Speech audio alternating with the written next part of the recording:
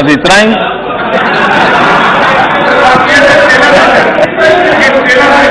मोदी जी बाकी है।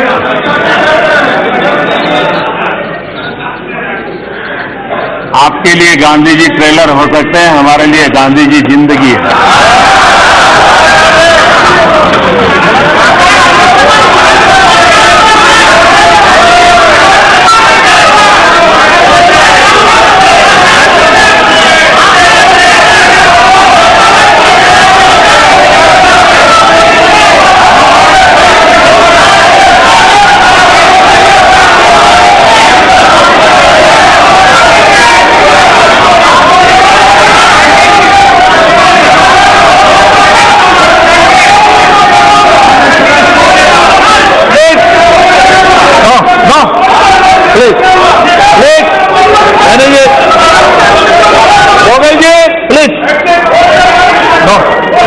चलो नो, माननीय प्रधानमंत्री जी,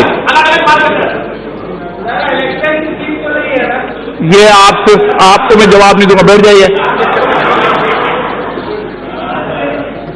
माननीय अध्यक्ष महोदय, मैं राष्ट्रपति जी के अभिभाषण पर धन्यवाद प्रस्ताव पर राष्ट्रपति जी का आभार व्यक्त करने के लिए सर माननीय राष्ट्रपति जी होना चाहिए सर उपस्थित हुआ।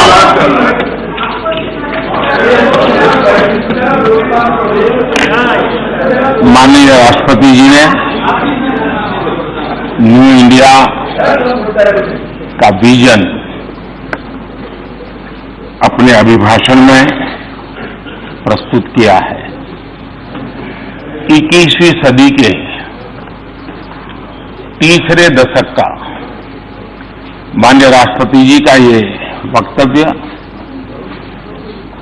इस दशक के लिए हम सबको दिशा देने वाला, प्रेरणा देने वाला और देश के कोटि कोटि जनों में विश्वास पैदा करने वाला ये अभिभाषण है।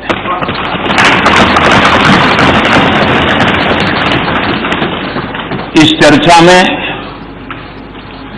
सदन के सभी अनुभवी माननीय सदस्यों ने बहुत ही अच्छे ढंग से अपनी अपनी बातें प्रस्तुत की हैं, अपने अपने विचार रखे हैं।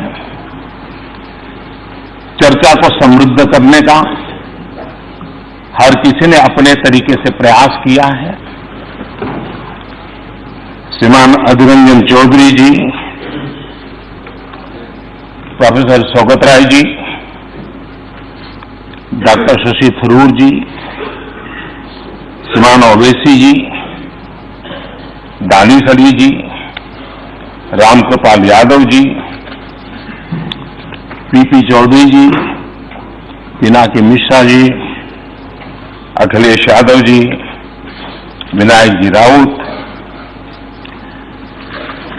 कई नाम हैं। मैं सबके नाम लूंगा तो समय शायद बहुत जाएगा, लेकिन मैं कहूंगा कि हर एक ने अपने अपने तरीके से अपने विचार प्रस्तुत किए हैं। लेकिन एक स्वर यह उठा है कि सरकार को इन सारे कामों की इतनी जल्दी क्या है, सब चीजें एक साथ क्यों कर रहे हैं। ऐसा भाव भी लोगों के बातों में से आता है। तो मैं शुरुआत में श्रीमान सर्वेश्वर दयाल सक्सेना जी की एक कविता को उद्धृत करना चाहूंगा, और वही शायद हमारे संस्कार भी हैं, हमारी सरकार का स्वभाव भी है, और उसी के कारण, उसी प्रेरणा के कारण हम लिख से हट करके तेज गति से आगे बढ़ने की दिशा में प्रयास कर रहे हैं। श्रीमान सर्वेश्वर दयाल जी ने अपनी एक कविता में लिखा है, लीक पर वो चले लीक पर वे चले जिनके चरण दुर्बल और हारे हैं, जिनके चरण दुर्बल और हारे हैं। हमें तो जो हमारी यात्रा से बने, हमें तो जो हमारी यात्रा से बने ऐसे अनिर्मित पथ ही प्यारे हैं।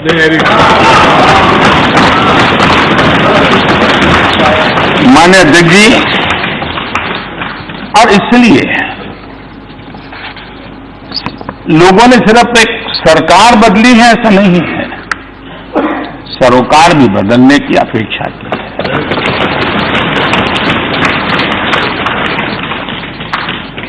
एक नई सोच के साथ काम करने की इस देश की इच्छा और अपेक्षा के कारण हमें यहां आकर के सेवा करने का अवसर मिला है। लेकिन अगर हम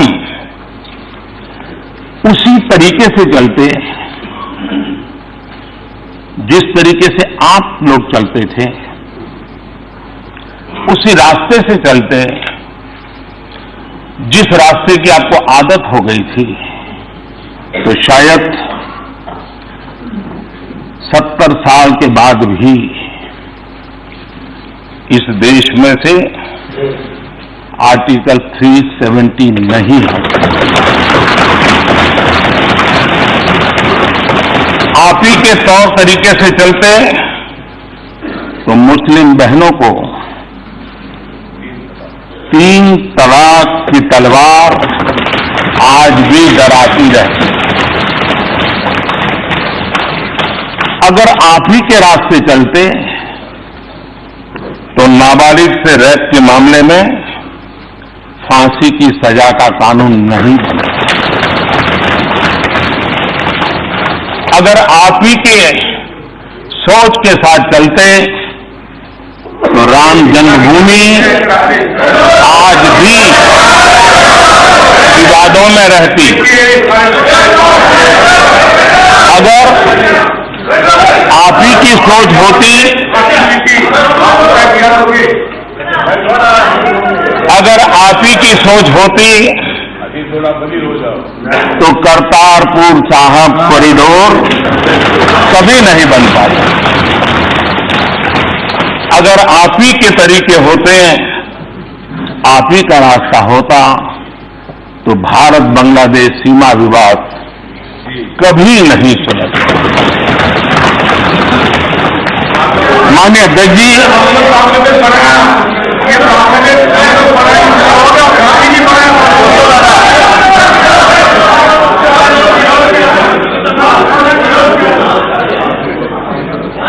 जब मैं माननीय अध्यक्ष जी को देखता हूं, सुनता हूं, मैं सबसे पहले किरण रिजिजू जी को बधाई देता हूं, क्योंकि उन्होंने जो फिट इंडिया मूवमेंट चलाया है, उस फिट इंडिया मूवमेंट का प्रचार प्रसार अजीत जी बहुत बढ़िया ढंग से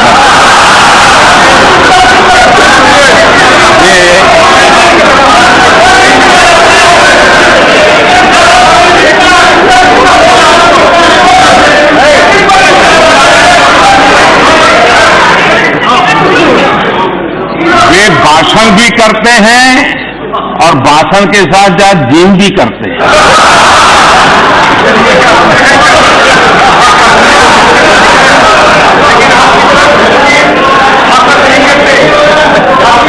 तो ये फिट इंडिया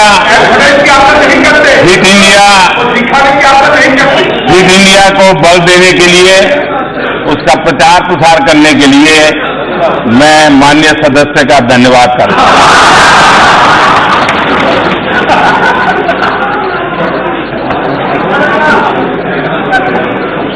माननीय अध्यक्ष जी, कोई इस बात से तो इनकार नहीं कर सकता है कि देश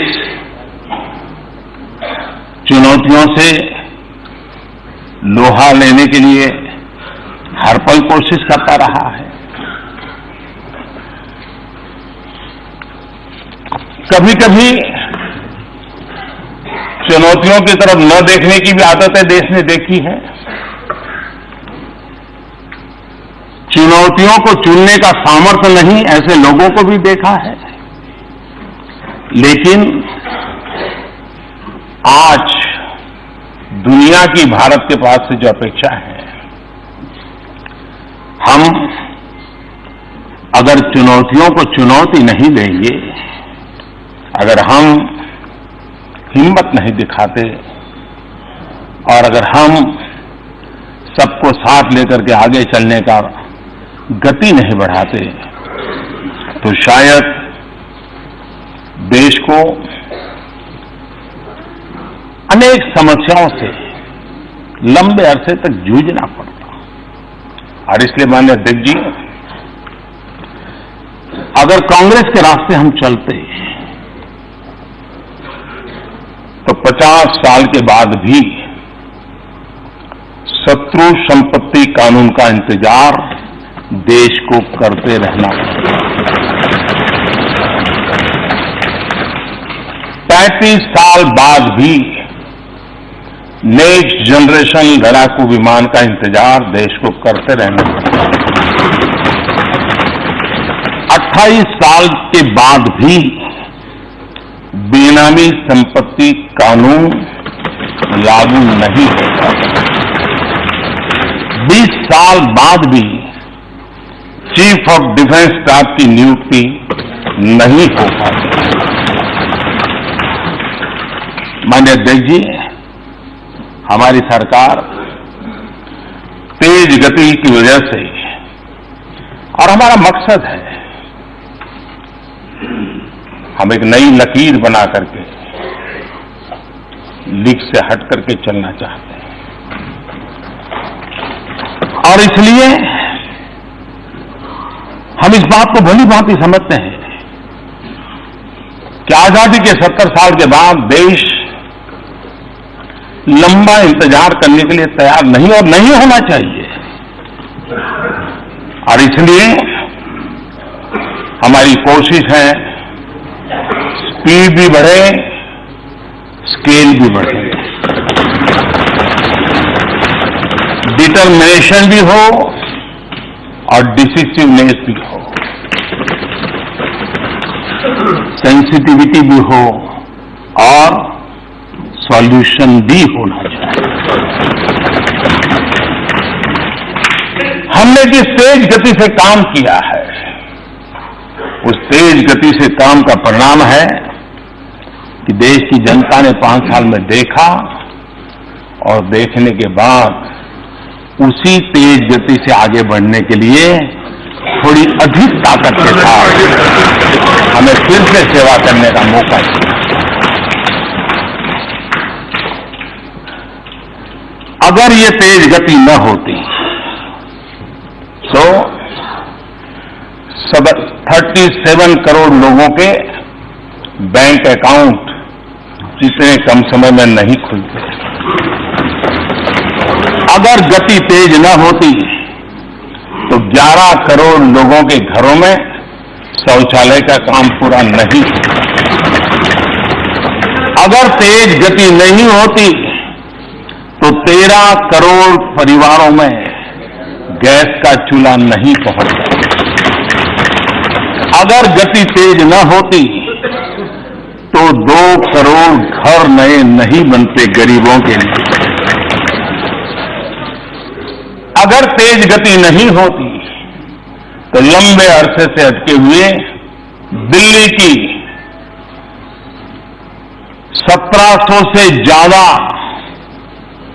अवैध कॉलोनियां, 40 लाख से अधिक लोगों की जिंदगी जो अधर में लटकी हुई थी, वो काम पूरा नहीं होता। आज उन्हें उनका अपने घर का हक भी मिल गया है। माननीय अध्यक्ष जी, यहां पर नॉर्थ ईस्ट की भी चर्चा हुई है।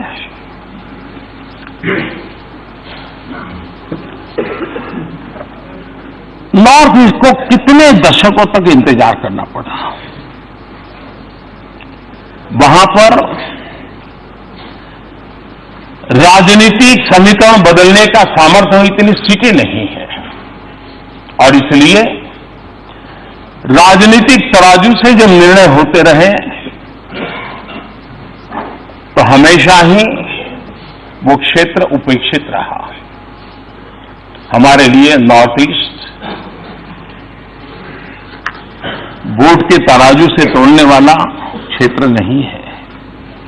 भारत की एकता और अखंडितता के साथ दूर दराज क्षेत्रों में बैठे हुए भारत के नागरिकों के लिए और उनके सामर्थ्य का भारत के विकास के लिए उपयुक्त उपयोग हो, शक्ति उनकी काम आए, देश को आगे बढ़ाने में काम आए, इस श्रद्धा के साथ वहां के एक एक नागरिक के प्रति अपार विश्वास के साथ आगे बढ़ने का हमारा प्रयास रहा है। और इसी के कारण नॉर्थ ईस्ट में गत 5 वर्ष जो कभी उनको दिल्ली दूर लगती थी, आज दिल्ली उनके दरवाजे पर जाकर के खड़ी हो गई।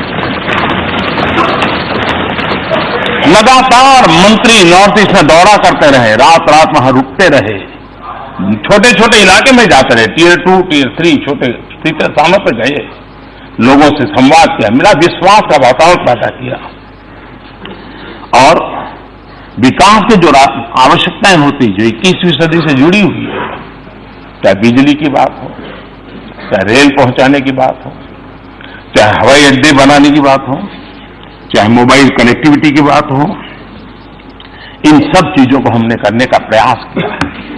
और वो विश्वास कितना बड़ा परिणाम देता है जो इस सरकार के कार्यकाल में देखा जा रहा है।